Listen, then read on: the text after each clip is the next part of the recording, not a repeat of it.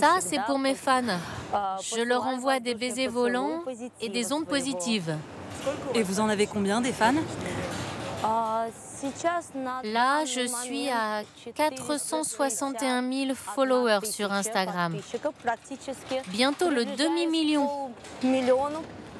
Elle se fait appeler Turan Aric. À 31 ans, elle est la blogueuse la plus célèbre en Azerbaïdjan, connue pour son style très bling-bling, sa silhouette façon Angelina Jolie.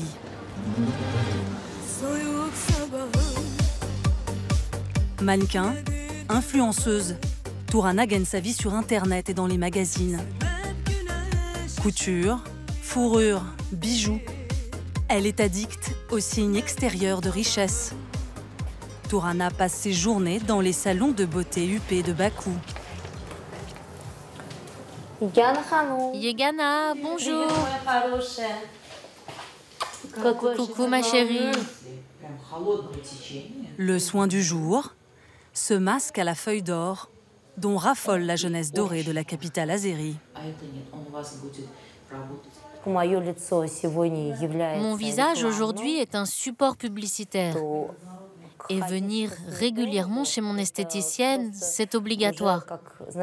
Je me sens ici comme chez moi. Ça commence à agir, ça me fait du bien. Turana incarne cette génération qui profite à fond du boom économique que connaît Bakou. Tout ça, c'est nouveau. Nous sommes dans le centre le plus connu de Bakou, avec le célèbre Port Bakou Mall et ses boutiques de luxe, adorées par la jeunesse. Tu as Dolce Gabbana, Gucci. Bakou se construit si vite. On ne compte plus en jours, mais en heures. Ici, tout est très beau maintenant. La ville est si dynamique que si vous revenez dans 6 mois, vous ne reconnaîtrez aucune de ces rues.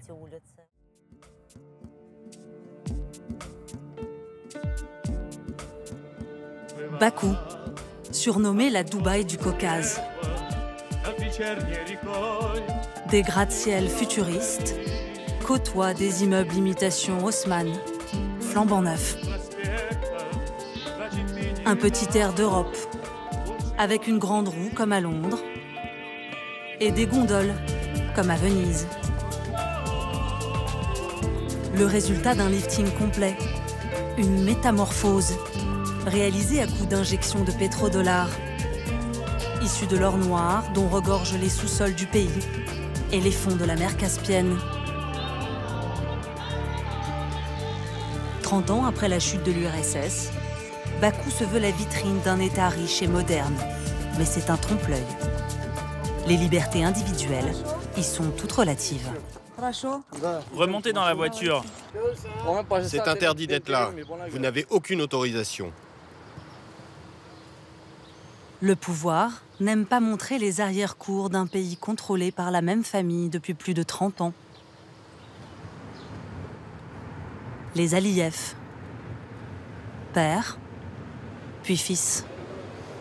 Un régime controversé qui tente par tous les moyens de s'acheter une respectabilité.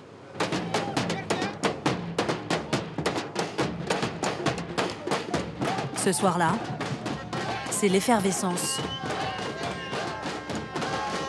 Autour du stade olympique qui a coûté la bagatelle de 640 millions d'euros au pays. Bakou accueille un match très prestigieux, la finale de l'Europa League.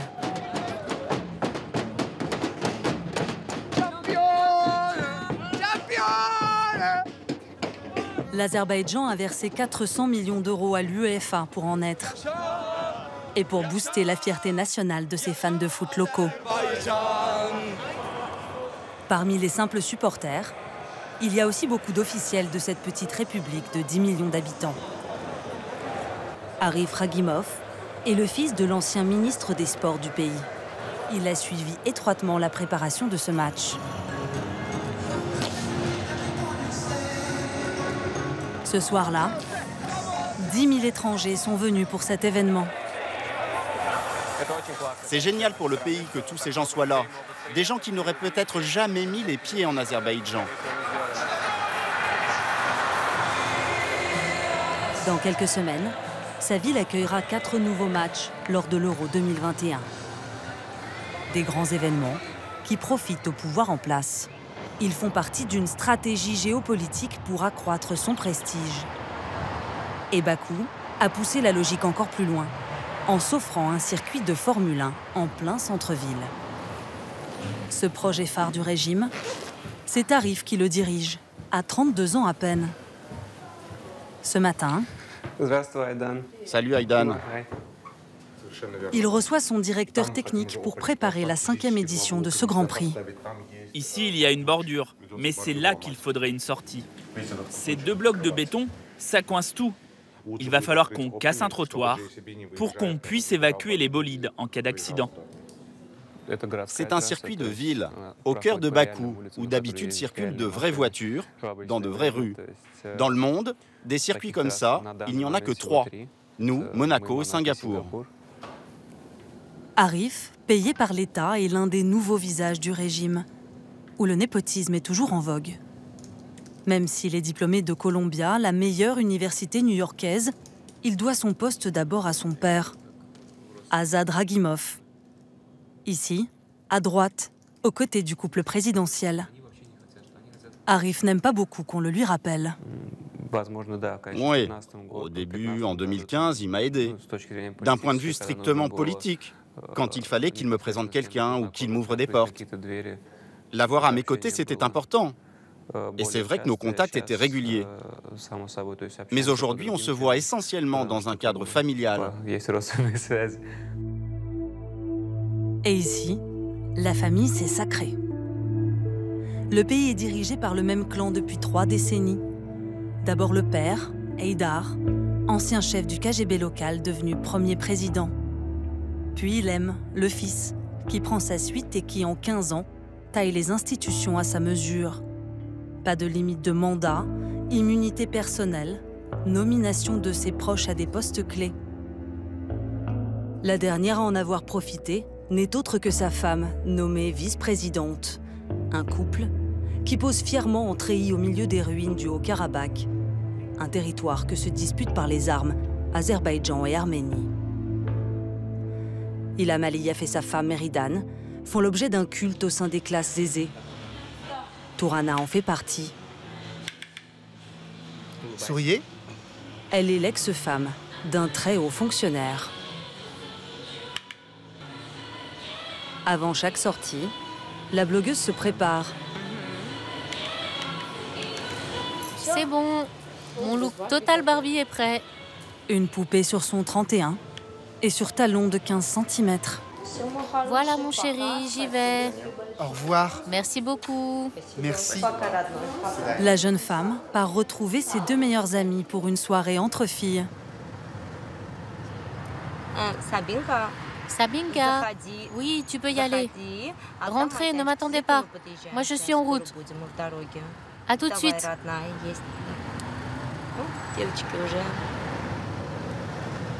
Dans une société plutôt patriarcale et de confession musulmane, les femmes de Bakou sortent seules. Sabinka, salut ma belle, comment vas-tu? Bien, merci, et toi? Elles sont diplômées et font carrière. Salut ma chérie. Salut, ça fait longtemps. Sabina la blonde est chef comptable d'une grande entreprise de paris sportifs. Aytan, la brune, est esthéticienne dans un salon huppé. Et comme Tourana, elles adorent se regarder, se filmer et parler de leur idole, la femme du président. Notre première dame, elle s'est faite toute seule. Tout ce qu'elle a atteint dans la vie, comme sa nomination au poste de vice-présidente du pays, c'est un grand accomplissement. Pas n'importe quelle femme aurait été capable de faire ça, surtout en Azerbaïdjan, où c'est très compliqué. Dans un monde d'hommes, être une femme forte et de pouvoir et savoir prendre de bonnes décisions, c'est super. Et aussi, elle est toujours si bien coiffée. À chaque fois que je la vois, je me dis, c'est l'idéal de la femme azerbaïdjanaise. Les 3 jeunes femmes gagnent très bien leur vie. Plus de 2 000 € par mois. 8 fois plus que la moyenne nationale. Bon appétit, mesdames.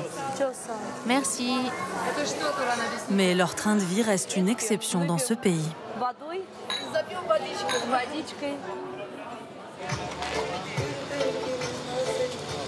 Avec l'essentiel des quartiers pauvres rasés pour laisser place aux nouvelles constructions, l'écart de richesse est devenu moins visible, mais il perdure.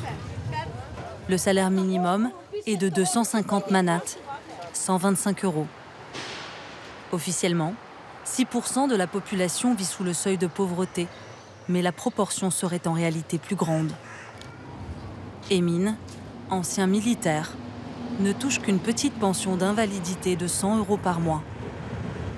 Il ne veut pas montrer son visage par peur de représailles, mais il a tenu à nous faire un petit tour de ville. Je vais vous dire, chez nous, c'est pas la Cosa Nostra, pas une mafia classique. Chez nous, la mafia, c'est les Aliyev. Là, c'est l'Extreme Tower. Elle a été rachetée par un de nos ministres, tombé en disgrâce. Aujourd'hui, il a tout perdu. La famille du président a récupéré ses biens et redémarré les travaux. Tout ça, à gauche, ce sont les bâtiments des chaînes de magasins Bro. Eux aussi appartiennent à la famille. Et ça, c'est le Plaza, un hôtel et des bureaux, aussi propriété de la famille. Immobilier, banque, télécom, le clan du président contrôlerait des pans entiers de l'économie. La famille, comme l'appelle Emin, aurait aussi verrouillé le régime pour se maintenir au pouvoir. Vous savez, les gens chez nous ont très peur. Sortir dans la rue, manifester, personne n'ose le faire. Parce que si tu sors, tu perdras tout ce que tu as. En plus, nous n'avons pas de leader d'opposition assez fort pour emmener une contestation. Ce pouvoir a empêché l'apparition de toute nouvelle génération de politiques. Selon des ONG, près de 200 prisonniers politiques seraient toujours en détention et subiraient des mauvais traitements, voire de la torture. Une situation sur laquelle l'Occident ferme les yeux, par intérêt. Ce jour-là, se tient le salon annuel du pétrole et du gaz. Un événement que ne pouvait pas rater le maître du pays.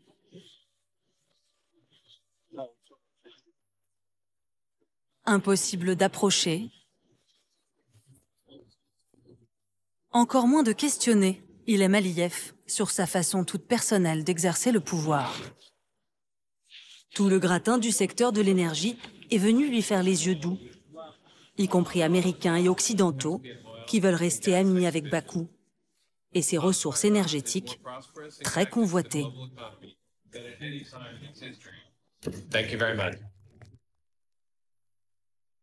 Ce petit pays dispose des 20e réserves mondiales de pétrole et désormais, un nouveau champ gazier permet de fournir toute l'Europe via un réseau de gazoducs contournant la Russie.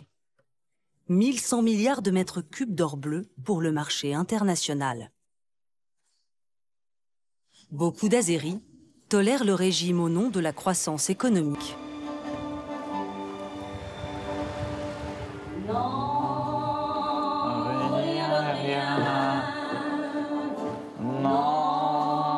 Zéfer, un agronome de 36 ans, a fait ses études à Lille, à Vannes et à Paris. Après 6 ans passés en Europe, il a choisi de revenir à Bakou avec sa femme Sabina, qui elle aussi a fait ses études en France. Allez, asseyez-vous les enfants, asseyez-vous. Papa, je veux pas